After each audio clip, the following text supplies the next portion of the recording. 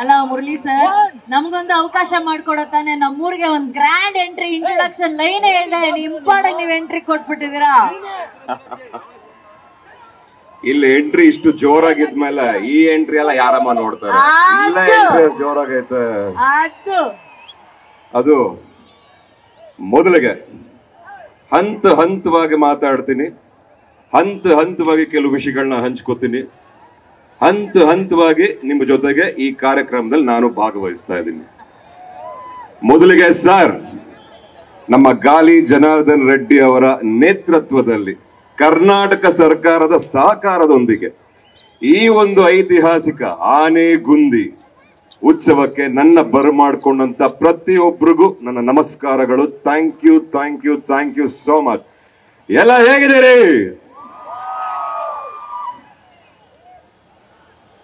ಈ ಊರಲ್ಲಿ ಇಷ್ಟು ಡೆವಲಪ್ಮೆಂಟ್ ಆಗಿರ್ಬೇಕಾದ್ರೆ ದೇವರು ಒಬ್ಬ ರಾಜನ ಸೃಷ್ಟಿ ಮಾಡ್ತಾನಂತೆ. ನಾನು ಕಂಡಂತ ಆ ರಾಜನೇ ನಮ್ಮ ಜನಾರ್ದನ್ ರೆಡ್ಡಿ ಅವರು ಅಂತ ಹೇಳಲಿಕ್ಕೆ ಇಷ್ಟಪಡ್ತೀನಿ ಸರ್. ಎಷ್ಟು ಚೆನ್ನಾಗಿ ನೋಡ್ಕೊಂಡಿದ್ದೀರಾ ಸರ್.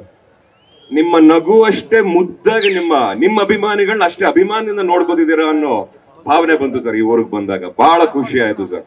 ಏನ್ರಪ್ಪ,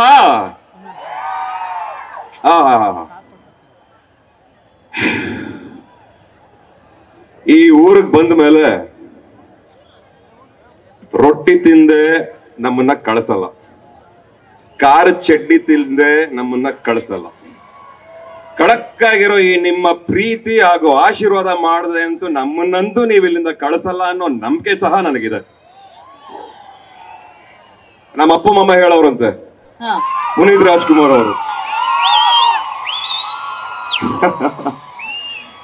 ಎಲ್ಲಿ ಏನೇ ತೊಂದರೆ ಆದ್ರೂ ಫಿಲ್ಮ್ಗಳು ರಿಲೀಸ್ ಆದಾಗ ಹೊಸಪೇಟೆ ಜನ ಈ ಒಂದು ವರ್ಗದ ಜಿಲ್ಲೆ ಮಾತ್ರ ಬಿಡ್ತಿರ್ಲಿಲ್ವಂತೆ. ಅದು ಕಾಣಿಸ್ಬಿಡ್ತು ಕಣ್ರಪ್ಪ. ನಿಮ್ಗಳಿಗಂತೂ ನಮ್ಮ ಕುಟುಂಬದವರು ನಾವೆಲ್ಲರೂ ಚಿರ ಋಣಿಗಳು ಅಂತ ಹೇಳಲಿಕ್ಕೆ ಇಷ್ಟಪಡ್ತೀವಿ. ನಮ್ಮ ಕನ್ನಡ ಫೇಸ್ಬುಕ್ ಪೇಜ್ ನ ಲೈಕ್ ಮಾಡಿ, ಯೂಟ್ಯೂಬ್ ಚಾನೆಲ್ ನ ಸಬ್ಸ್ಕ್ರೈಬ್ ಮಾಡಿ.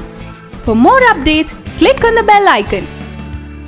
ನಮ್ಮ ಕನ್ನಡ ಡಿಜಿಟಲ್ ಮೀಡಿಯಾ.